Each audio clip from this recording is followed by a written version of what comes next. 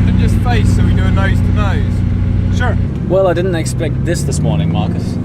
You know what? Neither did I.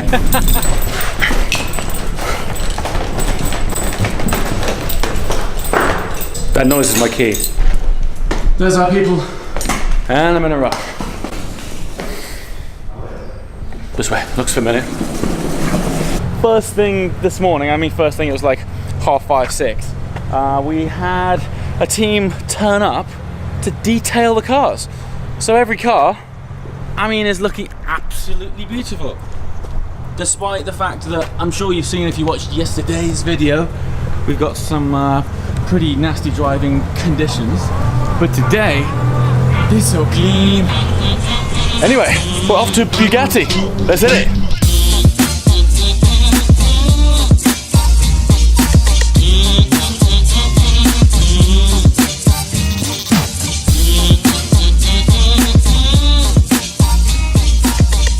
Where are we really heading this morning? Bugatti! Hey! Yes, Bugatti. We're heading to Bugatti. It's not Bugatti. Cool, how is it? It's Bugatti. Bugatti. It's a problem. When you spend time with Arabic people, you pick up on their accent. I've been starting to roll my R's lately and saying... Roll your R's. Roll my R's. That sounds very dirty, James. I don't think it's like... I think you have children watching you. How do you roll your R's? Oh God. I have nothing to do with this. I promise you. So yes, anyway. So you've had the incredibly fortunate experience of being in one. Yes. And explain that to me. I feel it. There you go. I know how you feel. People who regularly watch this channel will know there are occasions where I struggle. I have not the words to let you know what's going on. Even if you've been in the fastest car, Yeah. like in a 2,000 horsepower, Nissan or any of these crazy stuff, you always have struggle with traction. Yes. And the weird thing with the Bugatti is No slip. it doesn't have any problem with traction. So it can apply all plus, of the horsepower. And plus, because the car weighs, a bit. Yeah, they're quite heavy. So the tires struggle more to lose traction. Yes. And that results in immense velocity. Exactly, in one direction.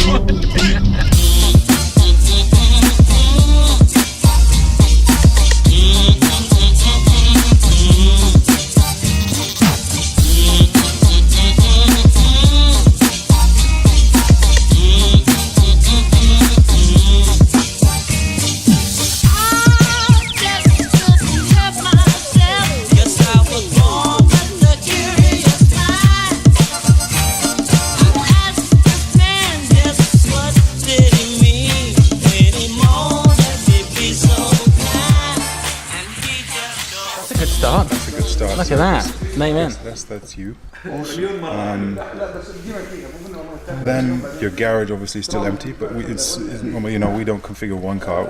Okay. Sometimes we have up to 7. So. Oh really? Is it? So you can store 7 configurations if you like. So we have 3 different categories that you start with. Classic, which is really classic, like the Veyron was. Yeah. So the red and black and the blue and not black but dark blue. Yeah. New interpreted. Then rather classic designs with the classic wheel finish. Course, which is just a little bit more sportive looks. Black and fiber. is this only specs in terms of colours, fabrics, etc.? There's no difference in the physical design of the car in terms Colour of and trim options. no splitter differences on sport or anything like that. Colour and trim options only. Okay. Exactly. But so it's just to roughly predefine which way you're going. We individualize each and every one of them anyway. But just to sort of say, okay, if you're saying, for example, here you have. It's a single tone with a horizontal split, which means the lower part is in carbon fiber. Yes. That's the basis to start off with. You're saying I don't like the two-tone thing on the car. Yeah. Some don't want the signature line exposed, so you can start with something like this, for example, where it's hidden away. It basically follows the back color. So it's just a nice way to show what's there, and then basically what you do is you just start loading this up, and then you start diving into really You could speccing the car. spend hours on this. Or days. Yeah. Wow. And I love how it renders in real time on the big screen. That's fantastic, isn't it? And it's just as easy as a swipe and a tap. So you can either just confirm by pushing this, and then it takes you through all the options you have to choose, or if you click on this, then you can start change playing things. around and adjusting things. Monotone, duotone. Duotone, of course, being what you want. So I don't know if you got. Do you know what? I really like the silver outside. Okay. But with exposed blue carbon on the back. Okay. That looks pretty rad. So. But earlier on, you were saying you tend to advise to spec darker at the back. Darker at the back, definitely. So I would definitely go for the dark blue in the back. Yeah. And then the silver option. Sorry. And is that purely from an aesthetic point of view? It balances the car. Balances better. the car better, exactly, because brighter cars and bright colors tend to look bigger. So if you start adding bright colors to the back, you're growing the back, and you're shrinking the front because you're using a dark color. So it's putting the car, putting a little bit out of proportion because the car has that. It does have this forward lovely thrust. rake on it, doesn't it? Exactly. So if you start taking that away and start lifting the front and lowering the back, it puts it out of proportion. I mean, that's well, still quite a lot to work with. Yeah. So we still have some other things to choose from. So very strong, significant is this line here. The classic version is aluminium. I mean, that's it. But you can't go wrong with that. That's a it. nice touch also, just to show you, is doing this in the color of the front part. That's interesting. This becomes. Let me just give the wheels a neutral color.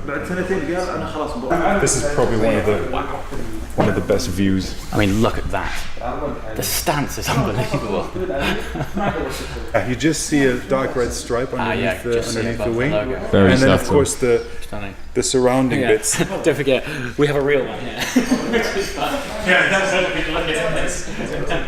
But this here is brake light and also indicator. Comes up. I don't think it does on this car. I think on camera, I'm not sure if this is coming through, but the amount of sculpture this had that I find that on pictures is actually quite flat. I'm not sure if this gives it any sort of, perspective in how much sculpture and depth it's got. That was a very close up of the build. It's so swooping that I'm finding that on photos it's not really doing it, but in person it's stunning. Detail on this. Look at the crease line that follows through on the exhaust. Phenomenal. On the car outside, you have a Bugatti. Oh, really? Tiny Bugatti logo. So, yeah.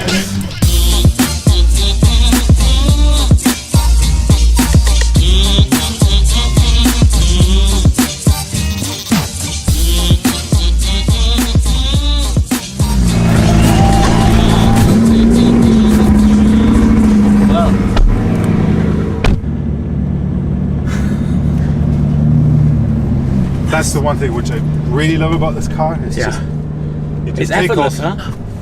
and even now you feel. I mean, we're in race mode now, but let me just. I'll just flip this back to. It is. The interior is so beautiful. I think that's the beauty of this car, is that tied together with how ballistically fast it is, it drives like a GT car. Yeah. It's comfortable and luxurious. How quiet it is. It's just stunning. Even here. I mean, it's carbon chassis. There's no noise from the. No. Normally, you have the stone chips in the. Yeah, I mean, wheelhouses if you liken it with the P1, that thing's so loud. Yeah. This thing's very refined and beautiful. I can't get over the amount of sculpture on this. Pictures just don't do it any justice. No. When you see one in person, it's phenomenal.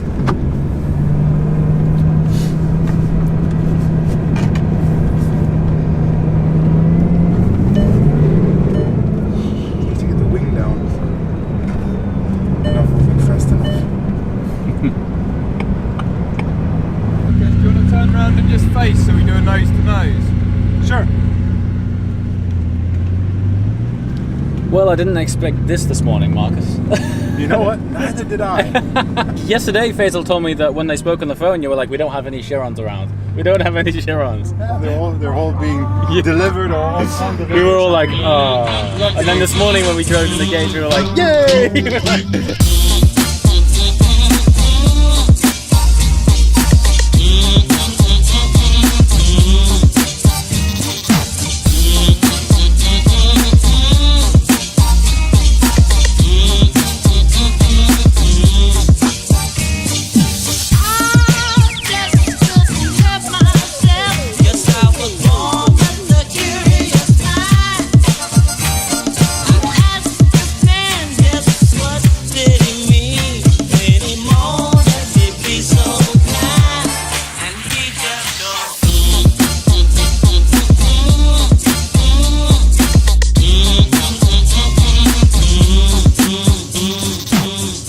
Rather than heading directly to Geneva, we decided, well, Marcus from Bugatti has decided that we should follow him and wind our way up a stunning mountain road, and we've met the snow. It's like I can't escape the snow this year.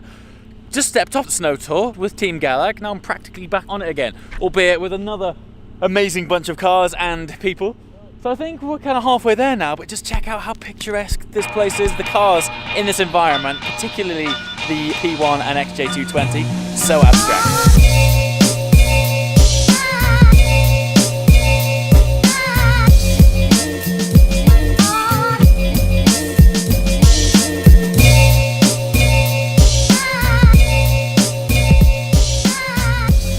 Faisal's going to try and fly the drone in the snow on a mountainside Following cars.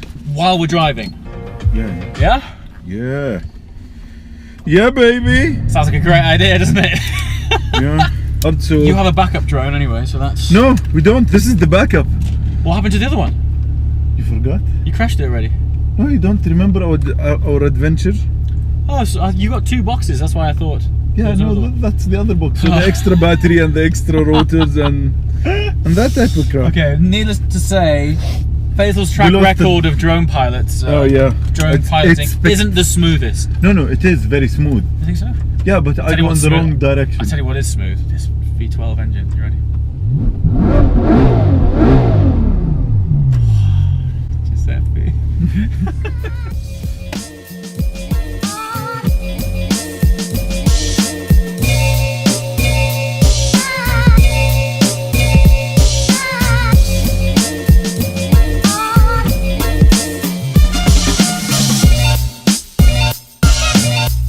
It's left there. Go right. See it? Go right. Yeah. There. Stop. Ooh. I see. Slowly. Gimbal roll reach limited. Okay.